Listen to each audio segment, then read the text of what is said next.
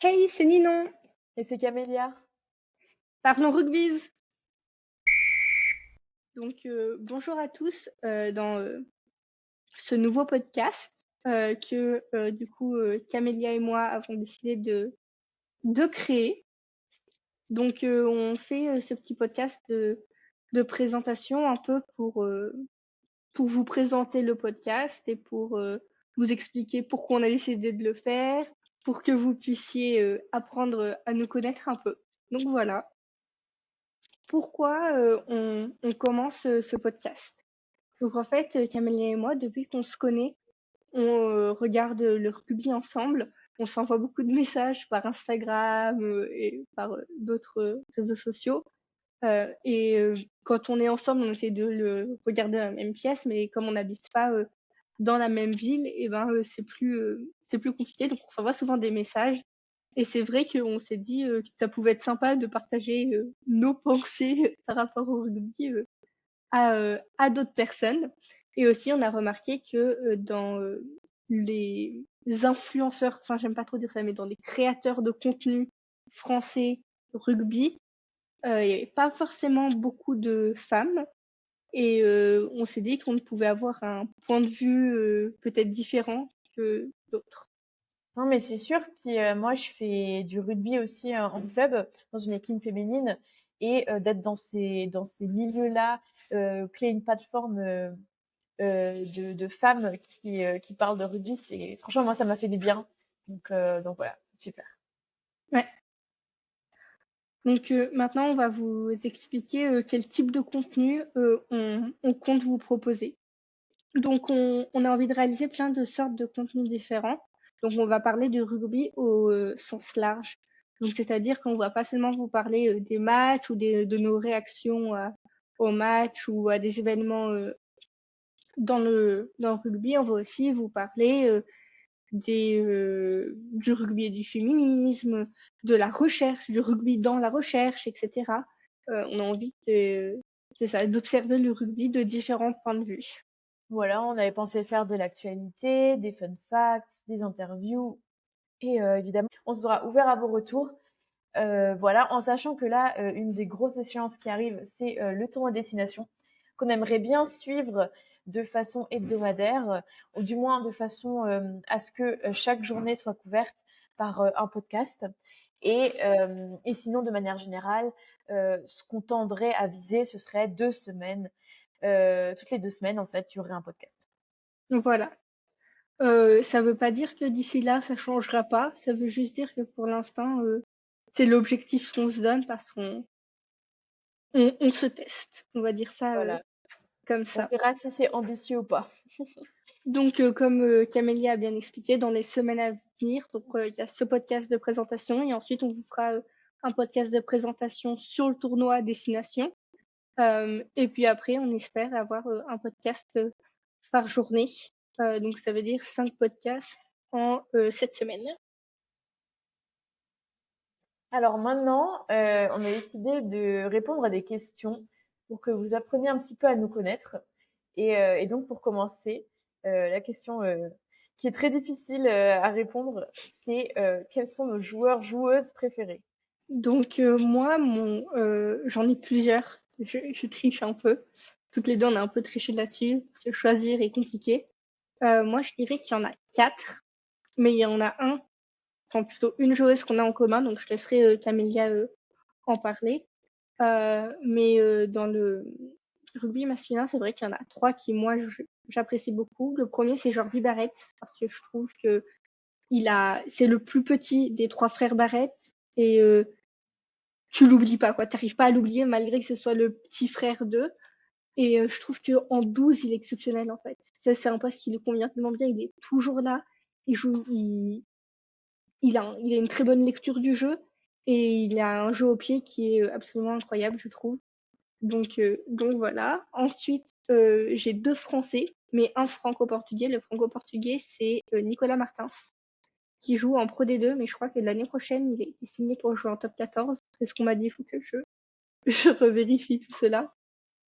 Et lui, je l'ai découvert durant la Coupe du Monde. Donc, comme j'ai dit, les franco-portugais, il joue pour l'équipe national du Portugal, c'est un numéro 7.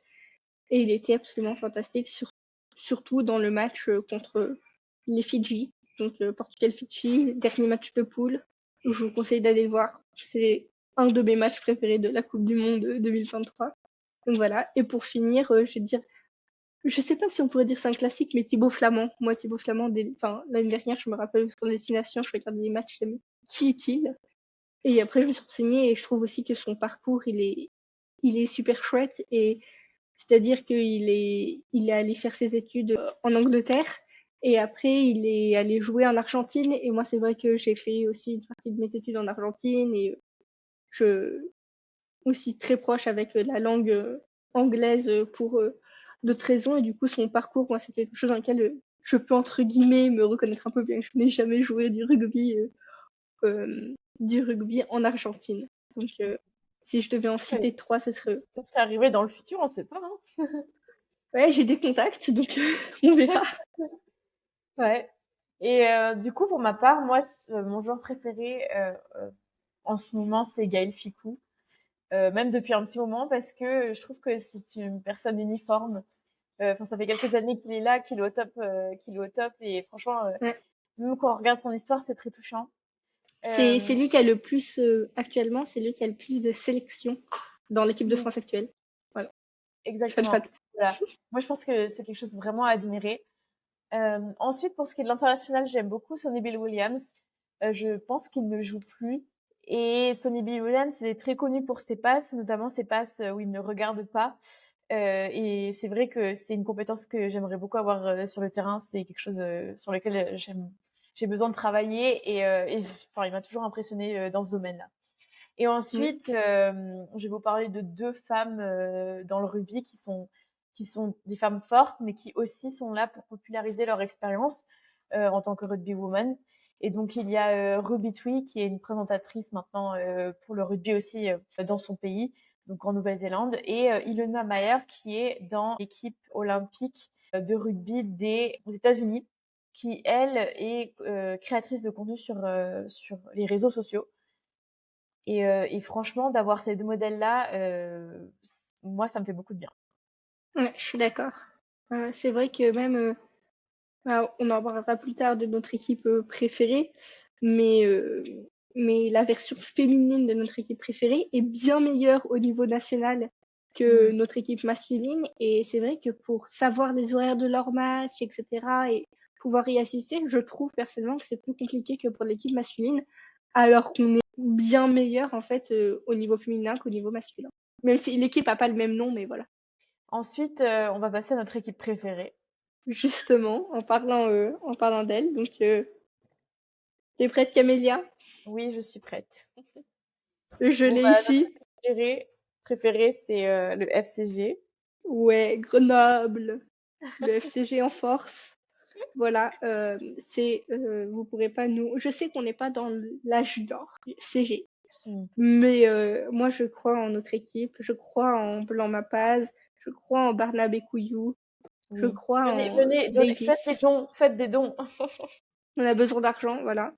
Et tout à l'heure, enfin, il y a 2 minutes, quand je parlais de l'équipe féminine, je parlais des Amazones, Mm. il y a plusieurs Amazones d'ailleurs dans l'équipe de France féminine, et c'est vraiment une très bonne équipe féminine à suivre.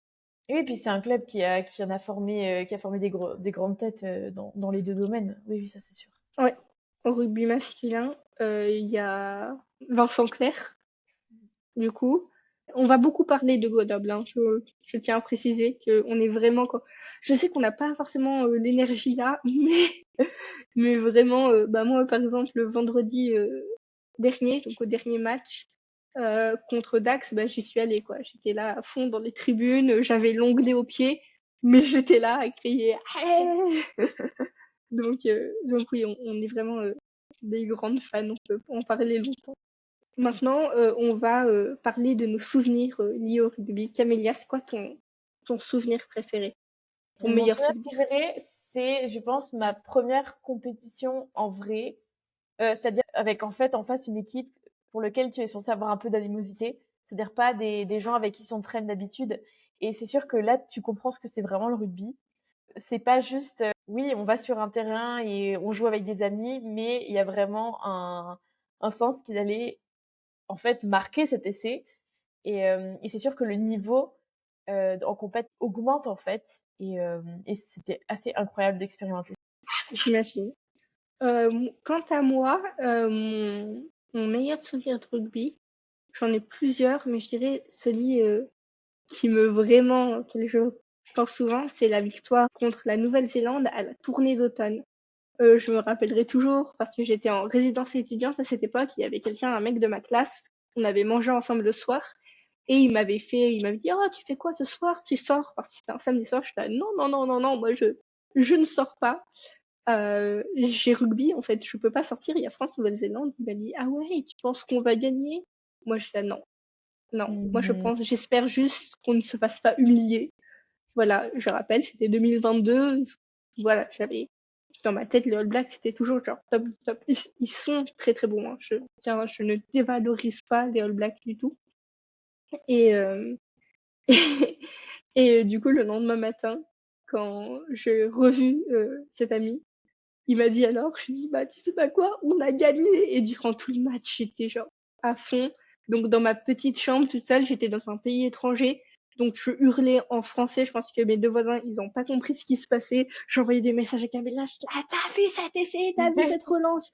À la fin, quand ils ont fait là le truc, l'applaudissement en allant de plus en plus vite, je l'ai fait avec eux dans ma chambre, toute seule. Donc voilà, c'est vraiment un souvenir fantastique pour Ah, moi celui-là. c'était historique. Ouais, c'était incroyable. Vraiment. Et c'est un peu similaire aux 53-10 qu'on a mis au tournoi Destination à l'Angleterre l'année dernière. La seule différence, c'est que je ne doutais pas de notre capacité à le faire. Genre, j'étais super contente, mais je ne doutais pas de notre capacité à le faire, alors que en 2022, je doutais un petit 2023, mais c'était la tournée d'automne 2021, en fait. Donc, Mmh, autant pour moi, c'est important. C'est ouais. 2021. 2022, on a joué contre l'Afrique du Sud, qu'on a gagné aussi, mais c'était moins entre guillemets étonnant. C'était un match très très brutal. Il y avait la queue au protocole commotion. Je m'en souviens, je crois que c'était 6 protocoles commotion en un match. Ah ouais, il y avait la queue, les commentateurs, ils étaient là. J'ai jamais vu ça de ma vie. Mmh. Ouais. Non, moi, j'aime pas leur Donc, jeu aux Sud-Africains, mais on aura l'occasion d'en reparler. ouais, on fera sans doute un podcast sur la Coupe du Monde et notre avis, etc. Donc, Mmh. voilà. Donc maintenant, on va partir sur un petit jeu qui est la plus ou qui est la plus susceptible de. Donc, la première question est qui est la plus susceptible de finir dans un fait divers. Moi, j'aurais tendance à dire Camélia. Ouais. En ce moment, surtout, parce que je suis en Erasmus, donc voilà, je m'amuse bien, on va dire. Non, ma vie est quelquefois chaotique, mais voilà, c'est des choses qui arrivent. Oui, oui, effectivement. Non, mais je dirais juste plus Camélia que moi parce que moi, je suis en train de stresser de la vie où tout doit être bien carré, je sais exactement où je vais, etc. Alors que Camélia, elle est plus se laisser porter par le vent, ce qui est très sympa. Mais souvent, du coup, tu peux faire des rencontres un peu étonnantes ou te retrouver dans des endroits un peu étonnants. Voilà, j'ai plein d'anecdotes, mais c'est pas le moment. Donc voilà. Prochaine question, Camélia. Alors, qui est la plus susceptible de se perdre dans sa propre ville? Moi, je sais que le village dans lequel j'ai habité quand j'étais jeune, je ne sais, alors que j'y habitais genre 15 ans, voire plus, je ne, je pense il y a des endroits du village où tu me posais et tu me disais retourne chez toi, j'étais incapable de le faire. Pareil, avant la seconde, un truc comme ça, la grande ville à côté de laquelle je vivais, pareil, je pouvais me perdre assez facilement dedans. Maintenant, ça va un peu mieux, surtout au centre-ville, mais je pense que je peux me perdre dans ma propre ville. Oui, mais après, sincèrement, nous deux, j'ai pas l'impression qu'on a des gros soucis d'orientation. On sait lire des cartes, Oui, on a Google Maps. Franchement, il faut vraiment qu'il s'est passé quelque chose pour qu'on se termine oui, perdu dans notre propre ville, hein. Ouais. oui, c'est ça. On a une amie, par contre, qui, elle, pense que les rues de notre ville bougent. Donc, on n'est pas à ce niveau-là. Donc, se perdre dans sa propre ville, on peut, mais on retrouvera toujours notre chemin. Voilà, on va dire ça comme ça. Qui est la plus susceptible de rejoindre une secte? Je pense que c'est moi. Ouais, je pense Ce aussi. sont des petits fours, oui, définitivement. Non, mais ça va un petit peu avec l'idée, ouais, de se laisser porter. Oui, voilà. Si les gens sont pas trop méchants et que peut-être au final, oui, non, je me vois très bien dans une secte. Ouais, alors que moi, non. Moi, je pose trop de questions, je pense, pour être dans une secte. C'est-à-dire que Mhm. ouais. Mais je sais bien que tout le monde, dans un certain contexte, peut se retrouver dans une secte. Je le sais très bien. Je dis juste que la plus susceptible, Hmm. ce serait Camélia. Ouais, après, est-ce qu'on n'est pas déjà dans la secte du FCG et du monde de Un rugby? Je peu. sais pas. On est dans plusieurs sectes parce que notre groupe d'amis, on le considère comme une secte, déjà. Ensuite, on a qui met le plus longtemps à répondre à un message? Moi, je dirais que c'est moi là-dessus. Parce que j'ai eu quelques complaintes d'autres de mes amis qui me disent Ninon, tu m'as laissé un vu, machin, machin. Mais en fait, le truc, c'est que je lis le message, j'ai pas l'énergie d'y répondre ou j'ai la flemme d'y répondre. Et du coup, je réponds pas. Et après, c'est pas que j'oublie qu'on m'a envoyé un message, c'est je me dis mais je peux pas répondre genre 2 jours après, c'est trop gênant, etc. Donc en fait, je finis par ne pas répondre et à répondre à la question de la personne quand je la vois, même si c'est genre je la vois 3 mois après.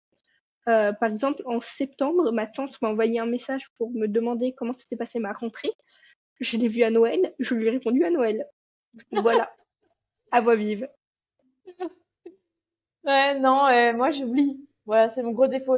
J'ai le même cas que toi, sauf que moi j'oublie vraiment. Voilà, c'est-à-dire que Mm. j'ouvre un truc, je vois la notif, je suis en mode OK. Et au bout d'une semaine, je me dis ah merde, j'ai pas répondu à telle personne. Ça m'arrive. Ouais. On vous répondra toujours. Voilà. Ouais, Si vous avez oui, des c'est questions ça. ou quoi, pas forcément le jour d'après, mais on répondra. Je sais qu'avec mes amis, maintenant, ils le prennent plus personnellement, quoi. Ils savent très bien que mais là, on fera attention. On a envie de connecter avec vous, d'entendre vos opinions, etc. Et du coup, puis on est deux, donc C'est un petit défi qu'on se lance aussi. ouais, exactement. Alors ensuite, on a qui est la plus susceptible de finir avec un rugbyman ou une rugbywoman? Ouais, je pense que c'est Ninon. Et c'est pas Euh, parce que je suis une michto. Non, je sais pas. Non, non, c'est juste que pour moi, c'est toi, Camélia, la rugby woman. Puis même en termes de type physique, etc., nous deux, je pense que moi, rugby woman serait un peu plus mon type que toi. Moi, je discrimine pas. Hein, voilà, disons que c'est pas mon idéal. Un rugbyman ou rugbywoman, c'est pas forcément ce que j'attends en premier. Voilà, c'est de belles jambes. Je vais pas vous mentir, le rugby, mais voilà. Donc, moi, je vais finir en tant que WAG de rugby woman. Bref, qui est la plus susceptible de rire à une blague pas drôle? Bah là, je pense que c'est kiff-kiff, mais pour des raisons différentes. Moi, je suis très bon public, donc Ouais, j'ai le c'est rire vrai. assez facile. Donc oui, ça m'arriverait. Moi, je sais pas parce qu'en fait, ça m'arriverait, je ris souvent à des blagues que je ne comprends, enfin souvent, de temps en temps, quand je Hmm. comprends pas une blague, Ah oui, je suis oui. le genre de personne qui va rire en mode ouais, alors que pas du tout. Donc en fait, je pourrais Hmm. rire par inadvertance à une blague pas drôle en fait, voilà, juste pour faire partie du groupe à un moment. Oui, ouais. Du coup, la dernière question, c'est qui est la plus susceptible d'en vouloir à vie à cet arbitre pour ce fameux carton rouge? Bon, il y a eu cette polémique, notamment pendant la Coupe du Monde, sur l'arbitrage, sur comment est-ce que les matchs sont arbitrés. Il y a énormément de débats à avoir là-dessus, c'est sûr. Euh, je suis définitivement un petit peu susceptible là-dessus. Disons que c'est Moi très aussi. laid de perdre un match parce que il y a des gros soucis d'arbitrage. Je sais qu'un match, ça se gagne en jouant. Donc normalement, un vrai match bien gagné, il a vraiment plusieurs points de différence entre deux équipes. C'est pas Mais censé quand être c'est à une ou deux erreurs un d'arbitrage. point, Ouais, bon, moi, enfin, en fait, ça me rend moins en colère quand c'est un point de différence.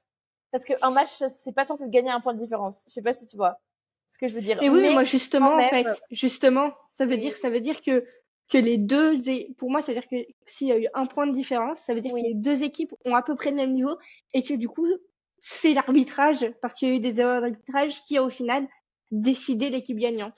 Alors Voilà, que si, c'est ça, c'est moche. Mais alors que après, si c'était une victoire vraiment écrasante, oui, ça aurait pas exactement. été le cas, quoi. Ouais, ouais. Oui, exactement, c'est ça. Moi, c'est ça qui me voilà, Non, bien sûr. mais aussi moi le message que je voulais faire passer, c'est que pas du tout genre la haine des arbitres, nous c'est un gros nom avec Camélia. Ah non, Enfin, il faut respecter le référé, hein. ce qui est super important de pas oublier, c'est que c'est un corps arbitral. Mm. L'arbitre, et encore plus aujourd'hui avec l'arbitrage vidéo, l'arbitre principal du terrain, il n'est pas tout seul à prendre ses décisions.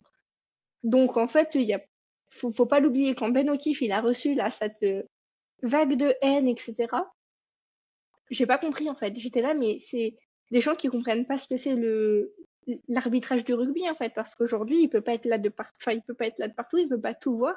Il y a aussi le rôle des arbitres de touche et il y a aussi le rôle de l'arbitre vidéo. Donc voilà, bien que lui aussi ait fait des erreurs, c'est le corps arbitral où il y a eu un problème, etc. Après le fait que Ben O'Keefe gagne arbitre de l'année 2023, bon, ça je serais pas allée jusque là. Mais bon. Oui, non, je veux dire, il y a eu des fautes, mais oui, il faut pas rejeter que sur la personne qui est sur le terrain. Enfin, c'est un humain, c'est très normal. Ce qui est aberrant, c'est les sous qui sont mis dans, oui, effectivement, l'arbitrage vidéo et qui est pas bien utilisé ou mal utilisé, etc. Donc voilà, après, c'est des choses à débattre, mais voilà. Moi, tout Ouais. ce que je dirais, c'est que je voue une petite haine personnelle euh, à un certain arbitre, Pierce. C'est-à-dire que maladivement, je regarde avant les matchs où est-ce qu'il est, qui est-ce qu'il arbitre et qu'est-ce qu'il fait. Voilà, c'est sans mauvaise intention, on va dire, mais c'est de l'anxiété, quoi. Non, Oui, voilà. vous savez, il y a des gens avec lesquels genre tu ne peux pas, c'est physique, où t'es là. Mm. Et ben ça, c'est du pire pour nous. Voilà. Voilà. Non, Pierce, Mais, à bannir. mais ouais, mais on respectera toujours sa décision terrain. Aussi, on avait eu cette décision, encore une fois, par rapport à la Coupe du Monde, en disant, en fait, ce qui est super important, c'est de respecter. Tu peux remettre en question l'arbitrage après le match, en disant, bah, de manière rétrospective, voilà ce qui s'est passé, c'était pas des bonnes décisions. Mais durant le match, le capitaine, oui, un tout petit peu, mais sinon, des personnes d'autres à se prononcer sur sur les décisions de l'arbitre. Non, je suis d'accord. Je pense, et ça, c'est une valeur qu'il faut garder au rugby. Ça, Ouais. il faut, voilà, c'est Le indispensable. respect, c'est la base. Donc voilà, je pense qu'on a fini pour ce petit podcast de présentation. Si vous avez d'autres questions, bah, n'hésitez pas à nous les envoyer sur nos réseaux sociaux. N'hésitez pas vraiment. Et promis, on fera de notre mieux pour vous répondre rapidement. Eh bien, écoutez, vous allez entendre parler de nous très prochainement. J'ai en tout cas hâte que les 6 nations commencent et, euh, et voilà. Et à la semaine prochaine. Oui, Et c'était Ninon. et c'était Camélia. Bise!